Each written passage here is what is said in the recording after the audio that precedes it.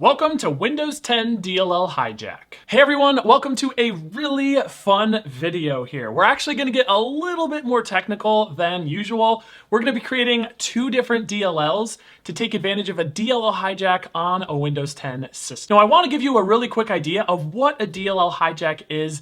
No, it's not magic. It doesn't just miraculously execute on the system. Long story short, a DLL hijack occurs when a legitimate executable, program, software, whatever, is trying to open a DLL on the actual hard drive that does not exist. So that's where the vulnerability and where the persistence mechanism could arise. If there's certain software there that's requesting this DLL, we can actually put a DLL down with that same exact name and the program is gonna execute it for us. Even better is if that program is running at system or some really high privilege level, it's gonna load that DLL with its privilege. So if it's running a system, we're gonna get a callback as system. Now a DLL hijack could be a privilege escalation vulnerability.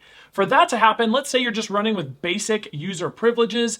You want to find a folder that's included in the path environmental variable that you can write to. Now I know back in the privilege escalation section, we did talk about SharpUp.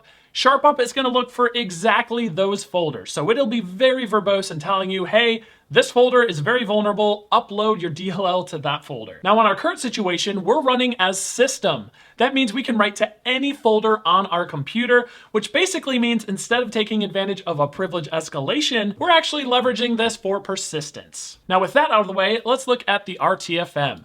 We actually give you a default service on Windows 10 that loads a DLL that does not exist. Now to my knowledge, this does still affect Windows 10 today. I believe they patched this in Windows 11. Now kind of a history of this, Windows 7 had a DLL hijack that existed that ran as system. It was just a specific DLL name you could use. Windows 10 is also vulnerable to a DLL hijack using the schedule service. It tries to load a specific DLL that does not exist, so good for us. Now Windows 11 did fix both of those DLL names. However, I did hear a Microsoft Teams DLL hijack did exist.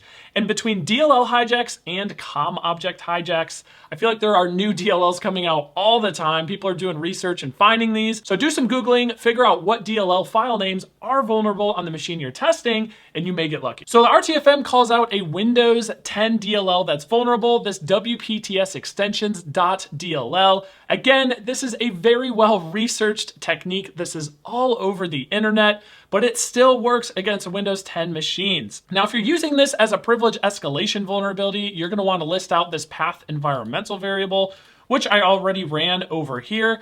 You can see these are all the folders that this machine is gonna check for this WPTS extensions.dll. So as long as we drop it in one of these folders, we are golden. And remember, we are currently running with system privileges. So we're gonna use this as a persistence technique. We can write to any of these folders and we'll be good. Now, if you look really closely at the first one here, you'll see system32. Now we've been using this folder with a lot of our persistence executables. So we're also gonna use the same folder for our DLL. Now this is where the technical bit comes in. We can't actually use a sliver DLL. I tried it the other day, it didn't work. I'm assuming the DLL import that sliver requires to run just isn't getting called with the WPTS extensions. However, after some extended research, I did find MSF Venom can create a DLL that does get executed as WPTS extensions. So where does that leave us? We're gonna use MSF Venom to create a DLL. That DLL is going to call our sliver DLL with the correct import and get it to execute for us. So we're basically gonna have two DLLs on the host, one calls the other, and then boom, callback, all should be good. So let's jump over here. I do wanna show you the pastables I put together. As I mentioned, we have an MSF Venom command here. This is gonna create a Windows DLL that purely only just executes a command, right? We only need it to execute the command, and that command is gonna be rundle32.exe, and then the full path to our sliver DLL we're gonna create and upload along with that start command. And then the second command here, this is just gonna create a sliver DLL for us to upload to the host. So pretty straightforward here. Let me go ahead and copy that. I also need to jump out of my shell over here. Let's do that. We'll do our clear. Let me paste my clipboard. That should go ahead and generate our Windows DLL for Sliver. And again, this generate command, we have generate format shared. That is the DLL type. skip symbols, and then it's gonna call out to our redirector just like we expected. Awesome, we have our implant. I'm gonna go ahead, copy this.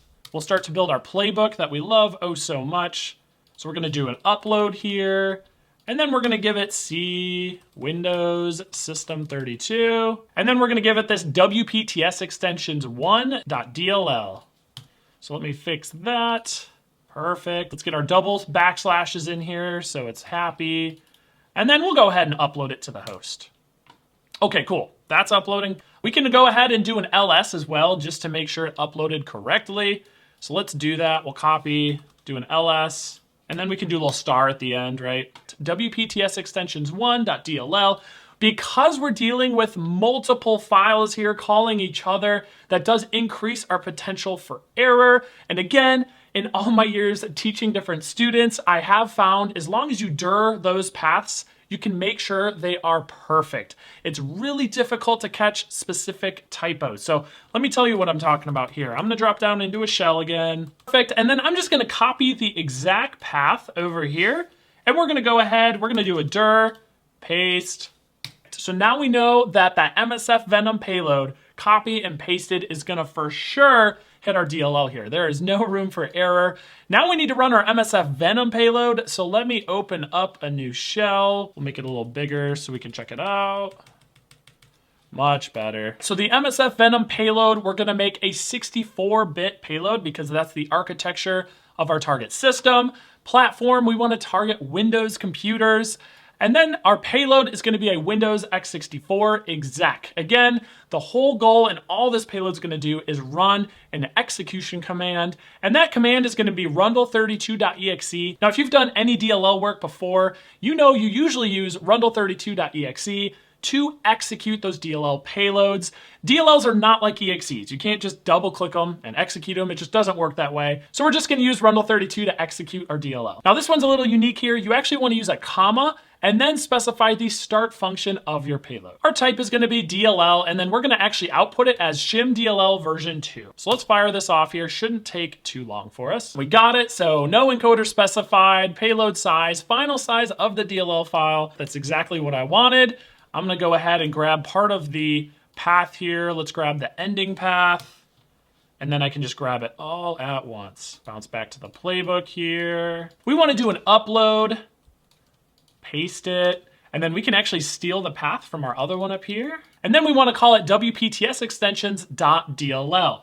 Remember, this technique, this vulnerability exists because of a specific file name that's trying to be loaded. So in order to leverage this, we have to use this name. Now that other sliver DLL, we could technically call whatever we want, but I just decided to call it something similar so it's next to each other on the file system. Now let's go back to our sliver terminal. We'll go ahead and paste in our payload here. Uploaded it really quick. It's a pretty small file. Now that everything's uploaded, the last step here is to reboot the box. So let's go ahead, jump into a shell, and we'll do our shutdown. Whack R, whack T0, whack F, and we'll cross our fingers and we'll see what happens. And what do you know it? We got our callback here. It's always a good time when you put all this work into a technique and it works. We can go ahead, let's see if we can get it to work here. We'll do a background. So here it is up here. Let's do our sessions I, jump in there. And now let's do a little PS. Works good. There's all of our processes. So I hope you enjoyed this video. DLL hijacks are great. COM object hijacks are becoming even more popular, and those load DLLs from paths just like this. So go do some research, go check those out, execute them on your own home labs. But I hope you enjoyed this video, and we'll see you in the next one.